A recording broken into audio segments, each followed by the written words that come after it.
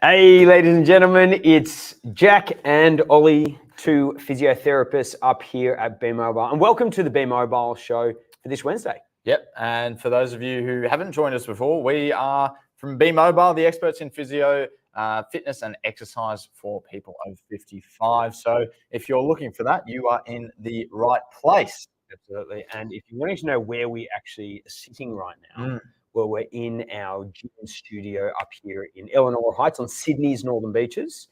Okay, but we're also all around the world thanks to the internet. Thanks to the internet. And we have a community from all around the world. Yeah, we have amazing. Members all over the world, in the UK, New Zealand, Canada, a couple in Europe, and of course, plenty here in Australia as well. Someone hailing from Hong Kong, maybe? Hong Kong as well. There you go. Maybe Singapore. There you go. We are well and truly global, folks.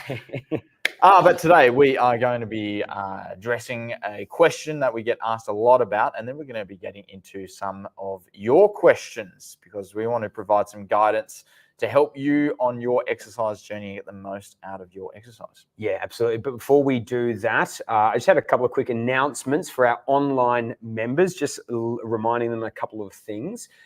Folks, remember that Balance Cardio Circuit number 6 was just released yesterday into your membership balance library. So definitely go check that out. We have a little image of, I think it's Brody and Ollie in this one. Yep. And so it's definitely high energy there. Yeah. Which is great to see. That was a great one. So definitely check that out for our members. Schedule that one in and go hard. Now, Ollie, the next one is for everyone. Everyone can actually read this awesome member story that we have about one of our very long-term members, Candy. So we did a little written story about her with some great photos from her life and basically how exercise has impacted her life. And I think it's a really powerful story. It's titled A Vast Life because that's exactly what Candy's life has been. She's gone from the country to the city all around the world. So, yeah, great story. Yeah, and as I said last week, I read that one and definitely worth a read. It won't take you too long. It's probably a 5-minute read, but I think it's a valuable one to share. So we'll chuck that in the comments, Mr. Producer, Mr. Brody, who is behind the camera today. So if you want to give Brody a shout out, please post that in the comments. Mate, do you play golf? I don't play golf. I dabble. Are you a golfer? Well, actually, I had my Bucks party on the weekend. Yes, of course. Some people in our membership community may know, and young Oliver and Brody were there, and they took me, they basically set it up so that we were, actually, originally we had outdoor golf. Yeah, we had planned outdoor golf, but if you're in Sydney, you'll know the weather's been pretty miserable over the last couple of weeks. So we changed plans. We did a bit of indoor golf on one of those simulators. Yeah. And how did you feel doing that? Mate, a little bit of tenderness around the elbow. Okay. Because I don't know what I'm doing, but also I never play golf. Right. Which is a perfect segue into what we're going to discuss briefly Is that what today. we're discussing today? Golfer's elbow. We have a lot of people in our community who are big time golfers, play a lot of golf, and often they can get some pain around that elbow. But it's not just golfers that experience this condition. So if you've ever had elbow pain, you're going to want to keep watching here. You want to say something there? No. I didn't want to say anything there. I think we should continue. Yeah, okay. Now, Ollie Lee, so golfer's elbow, you said it can kind of be anyone. So you might be someone who's just been doing a lot of housework. Yeah. Okay. You might have been using a screwdriver or something. So it's just general elbow pain. Where does the name, you said the name comes from that, but it's similar to like tennis elbow, if people have heard that. Yeah. And we just want to really reiterate, this has got nothing to, it's got a little bit to do with golf, but it can kind of just be. It is common amongst golfers, but up to 90% of cases are actually unrelated to sports at all. That's what I was trying to But let's all get on the same page. So golfer's elbow, we are talking about a condition called medial epicondylalgia, where it's basically where you get pain on the inside of your shoulder. Now, we're going to pull up an image here so you can see exactly the spot where we are talking about. So you can see the medial epicondyle, which is that, if you feel around the elbow there, you can feel that bony part. And you can see these wrist flexor muscles, all these muscles that run on the inside of your forearm. That's where they attach. Now, they perform actions like squeezing a fist, pulling your wrist down like this. Okay, and whenever they get overloaded, they do more than they're used to, or for various other reasons, that area can become sensitive. Now, in that image there, it says inflamed tendons. Now, that is actually a little outdated in terms of our understanding of tendinopathies, which is what this is. But basically, there's some dysfunction that is related to several factors, but it's not fully understood why it occurs. But typically, it's related to those tendons being asked to do more than they are capable of. So what we're trying to say is you won't necessarily have inflammatory processes that go on within the tendons. You may. That may sometimes happen with injuries, but not always. So you might get some weakness in that area, some pain, as you were talking about, Ollie. And these things can last for a while. And the research is pretty clear on, well, it's not very clear about a lot of things, but in terms of tendinopathies, we kind of see wide variances of recovery rates, right? Like some people might have it for a week or two, some people might have it for months, but it's not clear exactly what we can do about it in terms of prognosis. Yeah. Now, the good news is that most cases is going to get better on its own. So instead of what might have traditionally been recommended in terms of taking anti-inflammatory medication, icing, total rest of the area, no good. We now advocate for an exercise-based approach. So keeping doing all the activities, meeting the physical activity guidelines. And sometimes it is beneficial as well to do some specific exercise of that area to build up your confidence in the elbow and the surrounding tissues, and just building some strength and capacity in the tissues. Okay, so a little cheeky case study. Someone comes in, they've been playing a lot of golf or not, and they've got some soreness around that area. They currently do strength training. You know, they do their recommended 2 strength training sessions a week. They still play golf and they want to keep playing golf. What are we going to advise them to do? And just keep in mind, this is not specific advice for anyone. This is just some general recommendations. What are we going to tell them to do? Yeah, so let's work off the presumption here that someone's doing, let's say, our Be Mobile strength workouts. They're doing some deadlifts, you know, this sort of thing, picking up a heavy weight. Maybe they're doing some rowing where they're having to grip a heavy object in their hand. And maybe that's bringing on some symptoms. They're finding their workouts, the pain is just intolerable. They're not able to continue those. So what we would recommend in that case is making some simple modifications so that they can carry on loading the area, doing the exercise, and of course, getting all the benefits. So Jake, the first thing we would always do is just trying to reduce the weight that they're performing the exercises with. Yeah, so I mean, let's go for it. Let's just say you were doing something like bicep curls, okay, and you're getting a lot of pain on the inside of the elbow. We might say, rather than doing, I mean, this is a 2 kilo weight. Well, you could do something as simple as doing that with both hands, and that's going to halve the weight that you're lifting on that side. Maybe that's more tolerable. One of the things we often recommend is reducing the range of motion. Now, for example, if you're doing a row, you might find that this top portion where you're really flexing the elbow is the painful part. So you might just half that, do the bottom part of the movement. But we would experiment with different modifications like that to allow you to continue. Yeah. One of the things I find, which, and this is anecdotal, I can't say that there's lots of evidence behind this, but one of the things I find that helps with our clients up here at the studio and with our online members is to slow the movement down a lot. It might give, you know, perception of control. So you might perceive to be controlling the movement a bit more, but for some reason, and I know myself and my hip mate, for my tendinopathy, it certainly helps when I slow that movement down. And one of the other reasons that can be helpful is that because whenever you do something really slowly and controlled, it can actually make it harder, which means you're not able to handle as much weight. So it's a way of just holding yourself back a little bit. For example, if you're someone who's really motivated and feel like you should be pushing yourself really hard in a workout, and you want to lift heavy weights, slowing the movement down can mean that you can still get a good workout, but it's a lighter weight. Now, you've done those things and you're handling your workouts well, but someone says, oh, you should stop playing golf. You love golf, but they say, well, you should stop playing golf if that's the thing aggravating. So we would probably advise not to do that. No. Sorry, we would not advise to do that, I should say. In the same way, you can make some modifications to your golf. So if you're playing 18 holes, you might try, you know, it's sacrilege to a lot of golfers. You might try playing 9 holes.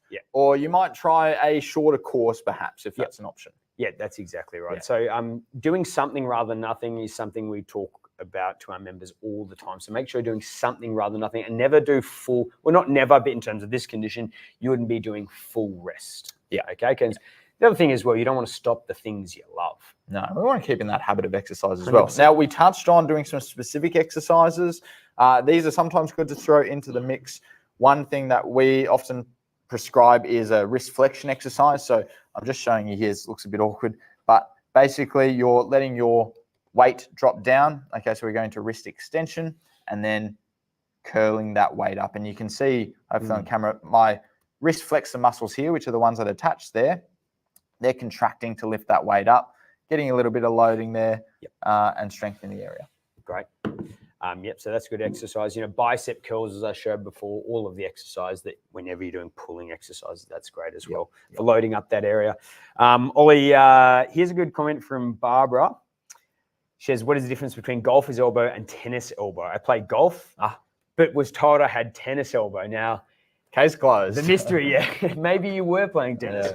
No, so golfer's elbow, I mean, as we said before, the golfer's elbow is on the inside of the elbow. So if I hold my elbow out like this, okay, it's on this side of the elbow, which are our wrist flexors, which pull our fingers towards us.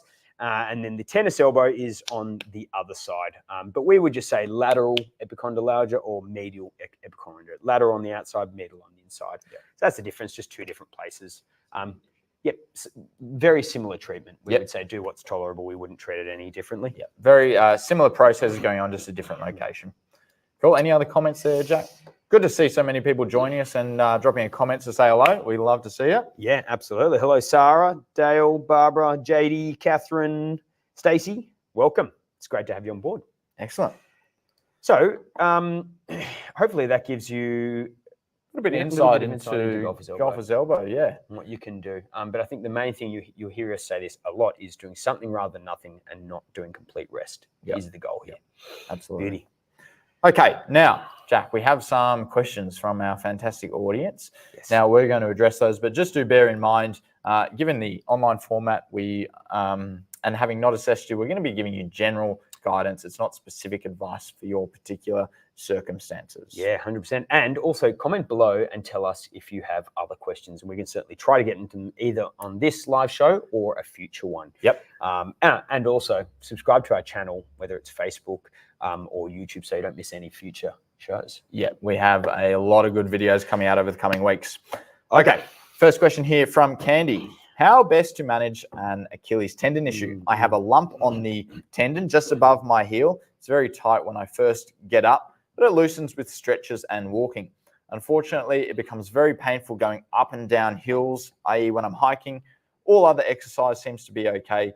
Very annoying, especially since I'm booked to hike in Nepal again in September. So, funnily enough, this is Candy who we just mentioned earlier. Just mentioned in our member story. So, in fact, in the member story, there's a beautiful photo of Candy standing with, I think she was hiking over in Annapurna circuit, maybe. But anyway, with the beautiful mountains behind her. So, Nepal, there is a lot. I've been there myself. There is a lot of incline. I mean, highest place in the world, obviously. So having a lump on the back of your Achilles tendon is often because we get a thickening of the tendon. I actually have it, I think it's on my left side where I've had a tendinopathy before.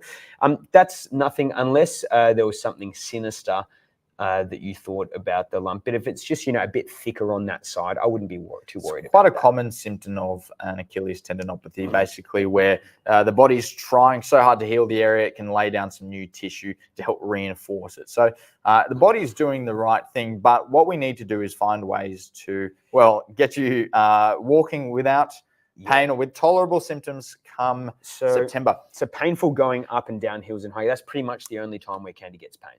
Okay. So we've kind of got to modify what we're doing there if it's causing issues in the rest of your day, I would say.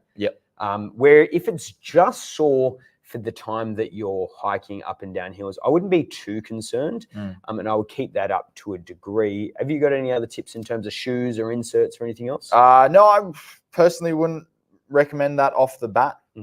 I think in continuing the hiking is a good way to keep loading through the tendon.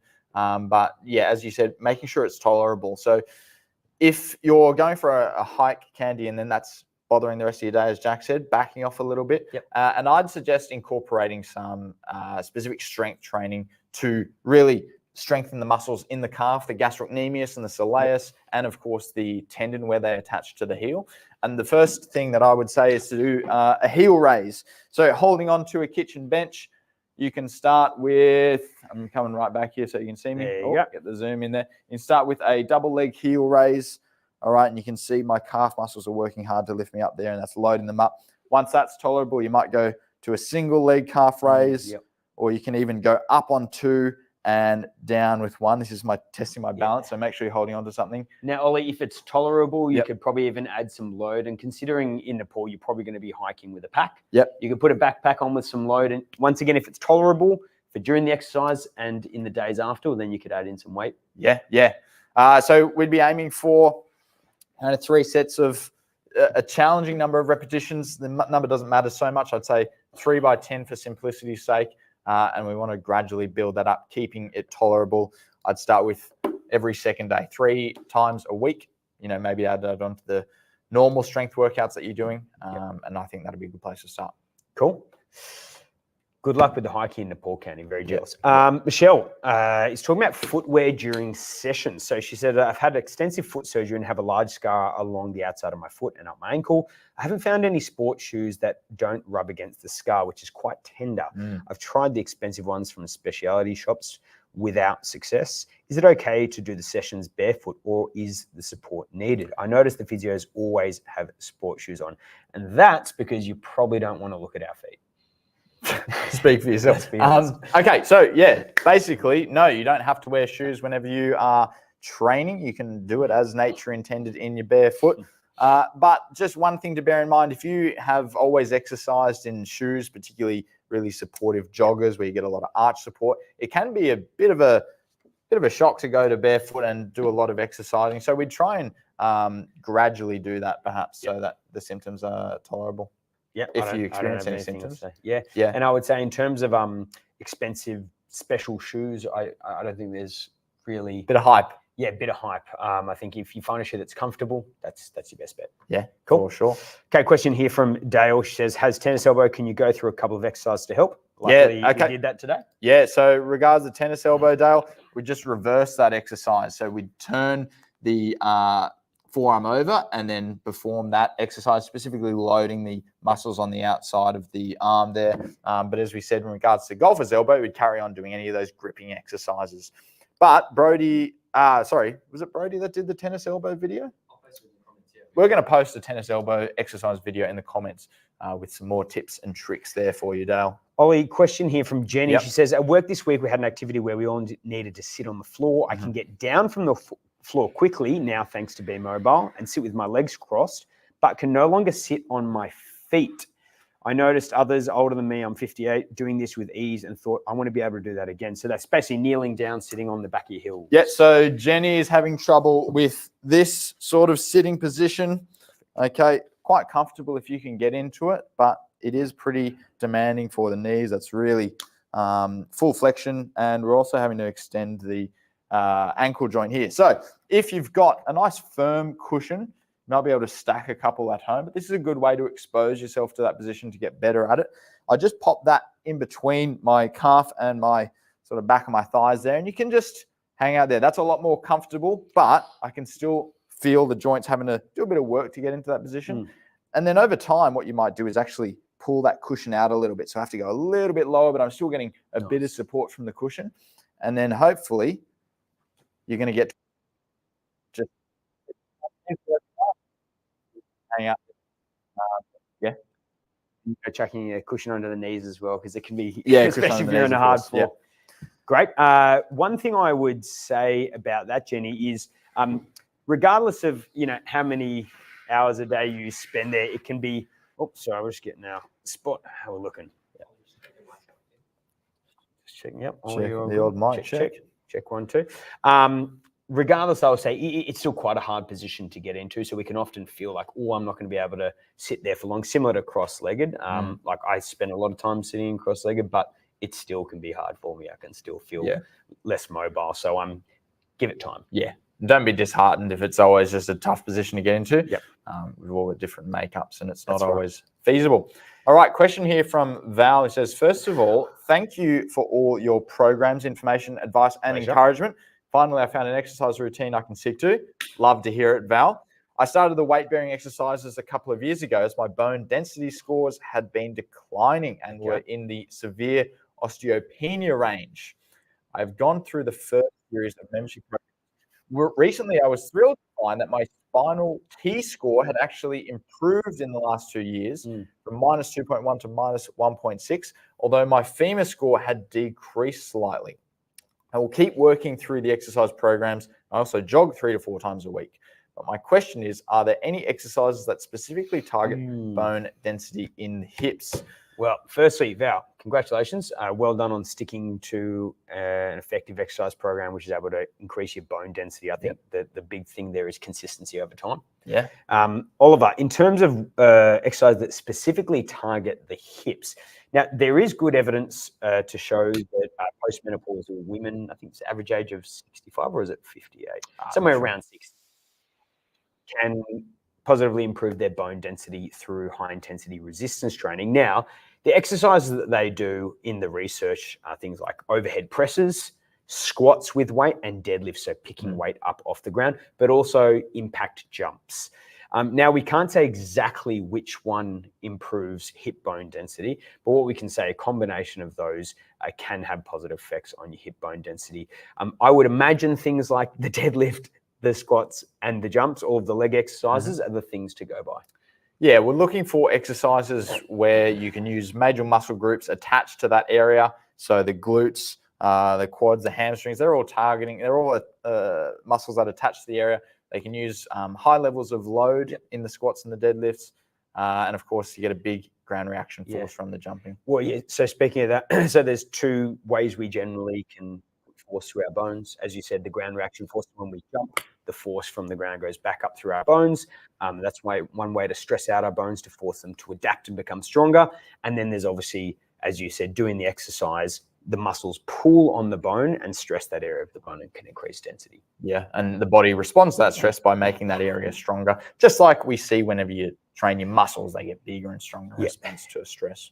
And it's hard to say about, so, is there any specific area Val can target? I would say keep doing exercise. Exercise. I would say keep doing what you're doing if you're doing squats, deadlifts, and jumps, and just hope that it does. I mean, it's not going to be the same for everyone, for all exercises, but if you're doing all that, I would keep going.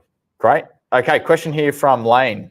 I have long-standing second toe separations in both feet, where the metatarsal head and the second toe bones join.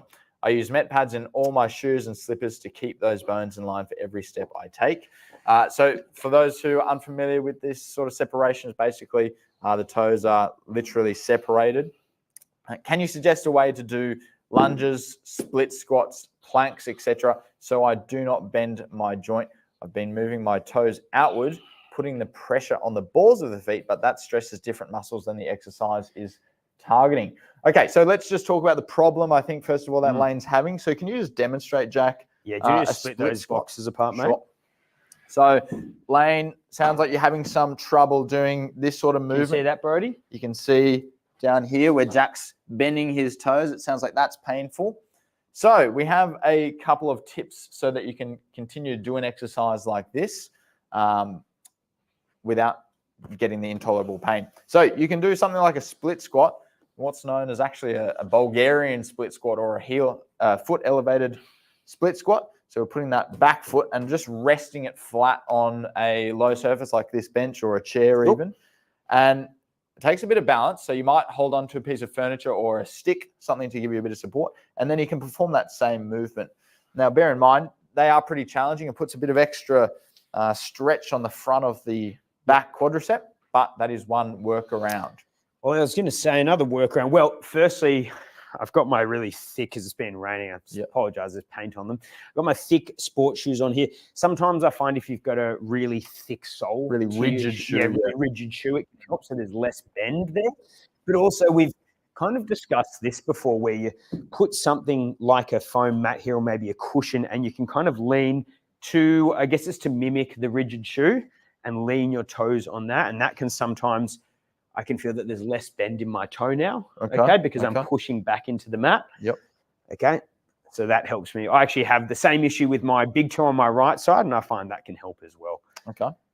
So a couple of good tips there. Of course, if you played around with those and weren't able to find a solution, you can live a happy, fulfilled life without ever doing those exercises, and you can still get lots of benefit from doing things like squats instead, or in place of the planks, you might do some, reverse crunches where you're lying on your back for your abdominal muscle.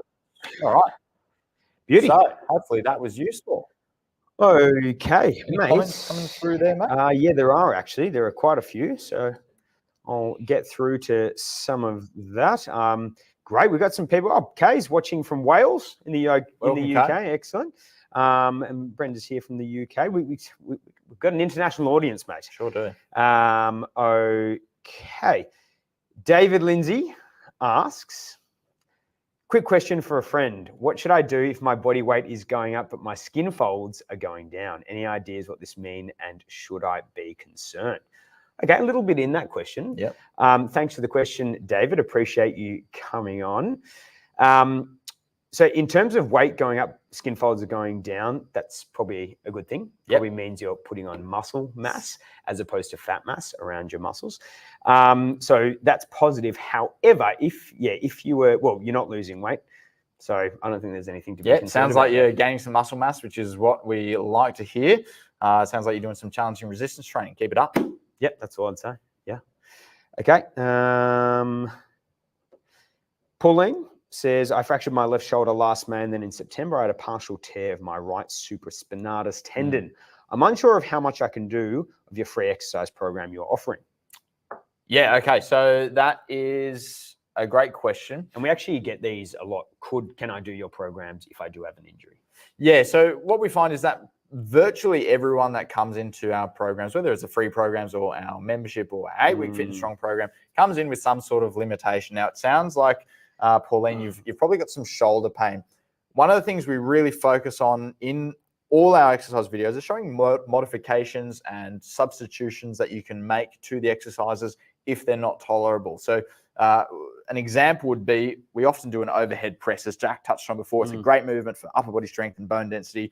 But if you've got some rotator cuff issues, for example, that can be really intolerable. So we often show you an exercise where you actually, I don't have a backrest here, but you're leaning back in a chair, pushing up. That can sometimes be more tolerable.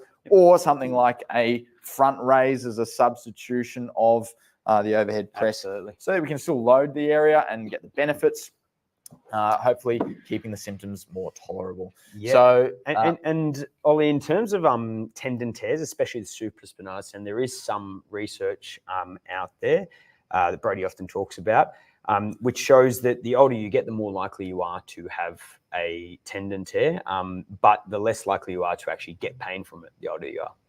So it kind of seems to be often an age-related change. Not saying that necessarily is for Pauline, but we have a lot of clients. I guess what I'm saying is we have a lot of clients with supraspinatus tears who are happily doing the program. Yep. And you can expect that you might improve your symptoms by getting started with some exercise. Great. Okay. Any other questions? Just some thank yous. Dale says, thanks for the videos for elbow problems. No worries. And Poppy is watching from the UK, catching us live. There's a question from April Jane. Is there, Brody? I have missed that. Oh, there we go. Sorry. I try to encourage my elderly mum, she's 87, to do basic exercises. She uses a walker for walking and balance and has major weaknesses in her legs due to lack of use, i.e. lots of sitting around. She's not overweight, but her frailty, I believe, she uses as a reason not to exercise, which is counterproductive. What are your tips with elderly? Great question. And just to let you know, April, so Be Mobile actually started as a company purely going into clients' homes who are less mobile and less independent.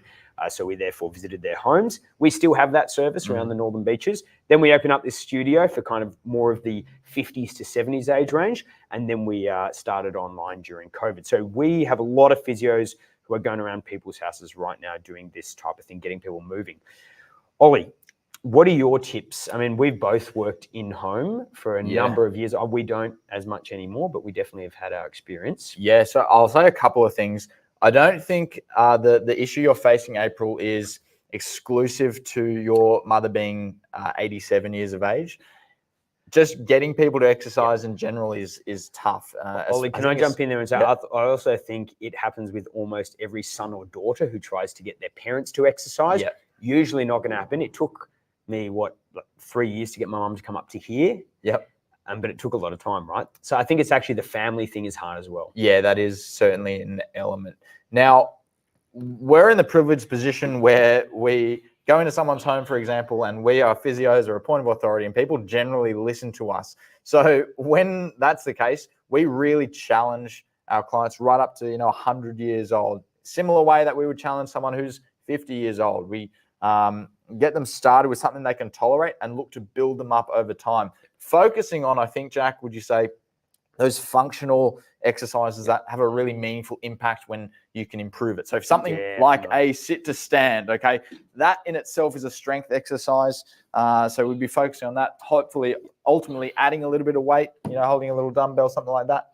But I think the crux of this issue is just finding ways to encourage someone to get started. So do you have any tips there, Jack? I mean, it's going to be tough. It's dependent on the individual. I would say, find out what their hopes and dreams are. So if someone is at home that they feel like they're becoming a bit more frail, we'll say, well, if you do small amounts of, for example, what Ollie showed, a sit to stand each week or twice a week, you can have great improvements for your daily life. I would really push on the independence thing. I think most people, everyone wants to be independent. So say, to stay in your own home and live independently, you need to be fit and strong. That's probably what I would say is find what their motivations are, because people will only do things if they're motivated to do it. Yeah. And I think once you get that motivation to get started, then you want to tie it with a habit. So maybe your mum has a morning cup of coffee. Maybe if you're around at your mum's and you say, well, Mum, let's do our 10 sit to stands and then we're going to have a cup of coffee. So tying it with something so it becomes part of the daily routine, I think, is often a good idea. Yeah, and one last little bit I would mention is that, if you don't mind me. One more. Is that the less mobility and strength you have, the bigger the changes that happen with small amounts of exercise. For example, Ollie and I, quite young and fit, if we were to do 10 sit to stands every day, it's not going to make much of a difference to our life, okay? Because we're doing a lot more than that. However, if your mother was to do 10 sit to stands today, that would have drastic improvements in her quality of life. So you actually need to do less to have even bigger improvements. Yeah, 100%. 100%. All right, so hopefully you took something useful out of that, April. But your question resonates with us. It is a tough ask getting someone to start moving. All right. Okay. Beautiful. Okay, well, I think we might wrap it up there, folks. Thank you very much for joining us and for sharing your comments and questions. If you do have a question, make sure you put it in the comments. We'll tag it on to our show next week. And hopefully give you some good insight. And speaking of next week, we'll, of course, be live in the exact same place, Wednesday, 4 p.m. Australian Eastern Standard Time. So make sure you don't miss that one. But you can, of course, watch it on replay on our YouTube channel or our Facebook page as well. And so you don't miss that, make sure you subscribe to our channel. Lovely. See you there. Okay.